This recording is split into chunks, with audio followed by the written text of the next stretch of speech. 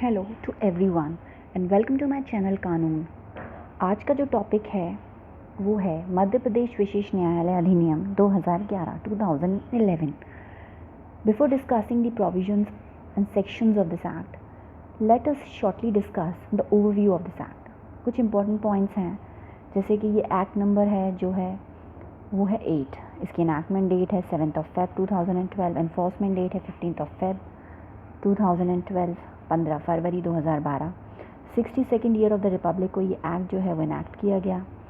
Extension इसका कहाँ है, तो ये जो एक्ट है that extend to the whole of the state of MP. Madhya Pradesh में क्यों? क्योंकि मध्य प्रदेश द्वारा बनाया हुआ अधिनियम है। टोटल नंबर ऑफ सेक्शंस हैं 26, 26 चैप्टर्स 4 हैं। इस एक्ट का जो उद्देश्य है वो ये है कि जो पॉलिटिशियंस हैं, लोक सर्वेंट्स हैं, पब्लिक सर्वेंट्स हैं, उनसे रिलेटेड कोई भी ऑफेंस है उसकी स्पीडी ट्रायल हो सके। करप्शन से रिलेटेड कोई भी ऑफेंस है, वो ऑफेंसेस ऐसे इन स्पेशल कोर्ट्स में इनकी ट्रायल होगी और स्पीडी ट्रायल होगी।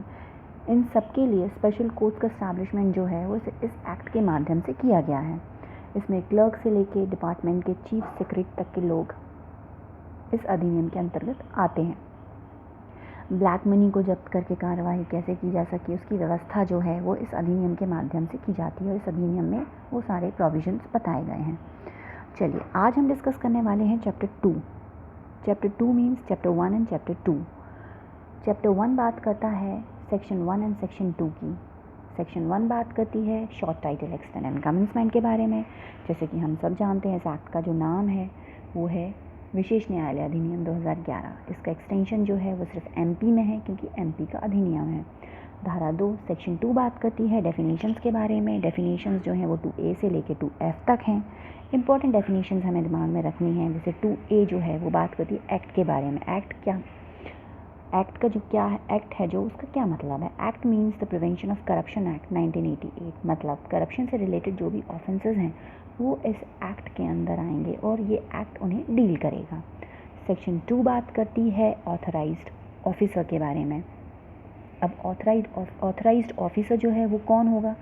वह हायर जुडिशियल सर्विस को बिलोंग करेगा और जो हु इज़ और हैज़ बीन सेशन जज एंड एडिशनल सेशन जज जो होगा उसे हम ऑथराइज्ड ऑफिसर कहेंगे under section 2B of this act.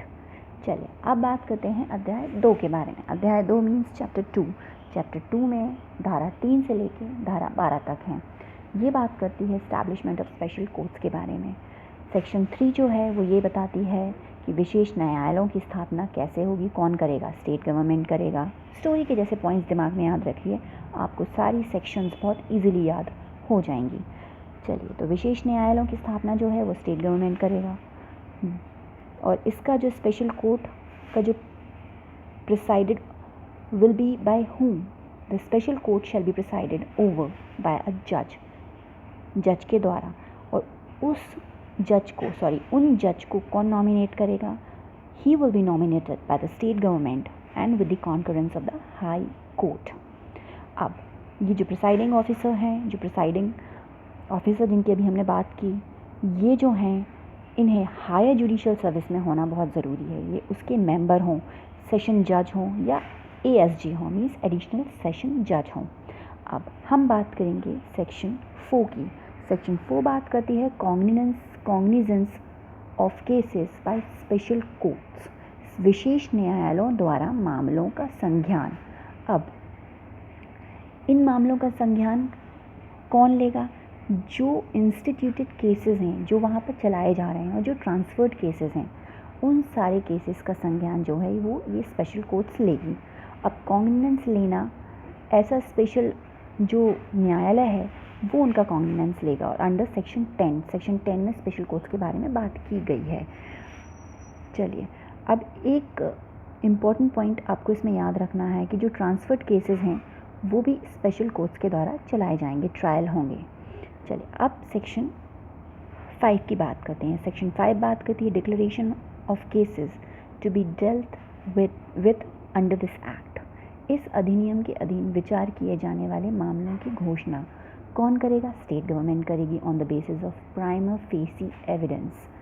लोक सेवक होगा या रहा हो, उसके अगेंस्ट करेगी, घोषणा करेगी कि उसने अपराध किया है और जो ऐसा अपराध है वो प्रश्नगत नहीं किया जाएगा किसी भी न्यायालय में जो स्टेट गवर्नमेंट उसको डिक्लेयर करेगी, not to be called in question in any court, ऐसे डिक्लेरेशन को, ये भी इस सेक्शन में बताया गया है। चलिए अब हम बात करते हैं सेक्शन 6 की। सेक्शन 6 जो है वो बात करती है इफेक्ट ऑफ डिक्लेरेशन के बारे में। घोषणा जो सेक्शन 5 में की गई है उसका क्या प्रभाव होगा, उस घोषणा का क्या प्रभाव होगा। घोषणा के बाद स्पेशल कोर्ट में ही केस चलेगा, ये इंपॉर्टेंट पॉइंट आपको याद रखना है। घोषणा के पहले से जो केस चल रहा है देन उसे स्पेशल कोर्ट में ट्रांसफ़र कर दिया जाएगा, ये भी इस सेक्शन में बताया गया, और उसे स्पेशल कोर्ट द्वारा पूरा किया जाएगा ट्रांसफ़र के बाद। अब बात करते हैं हम सेक्शन 7 की। सेक्शन 7 बात करती है jurisdiction of special court as to trial of offences, अपराधों के विचारण के बारे में विशेष न्यायालयों की अधिकारिता। सेक्शन 5 के अंतर्गत जिनकी घोषणा की है उनका विचारण न्यायालय करेगा। सेक्शन 5 में जो डिक्लेरेशन की बात की गई है उन सारे मामलों का जो विचारण है वो स्पेशल कोर्ट द्वारा किया जाएगा और उन्हें ज्यूरिसडिक्शन होगा।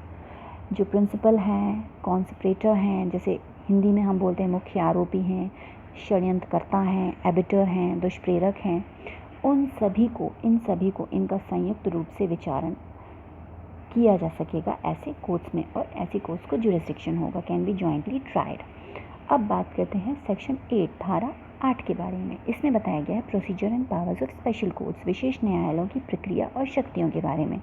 जो वारंट मामले हैं उनकी जो ट्रायल होगी वही प्रोसीजर फॉलो करेगा जो क्रिमिनल प्रोसीजर कोड में है। CRPC में जो प्रोसीजर बताया गया है वही प्रोसीजर इन कोर्ट्स में फॉलो किया जाएगा।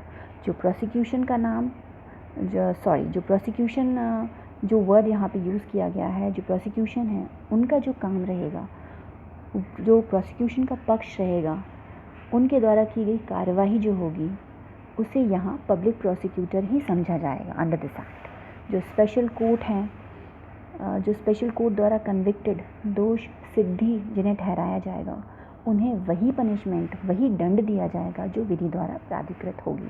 This is very important point which you all have to keep in your minds कि ये जो एक्ट है वो कहीं पर भी पनिशमेंट की बात नहीं करता है कि कितनी पनिशमेंट होगी। आपको पनिशमेंट याद करने की कोई ज़रूरत नहीं है, आपको सिर्फ इतना याद करना है कि वही पनिशमेंट, वही दंड दिया जाएगा जो विधि द्वारा प्राधिकृत होगा। अब सेक्शन 9 जो है वो अपील के बारे में बात करती है।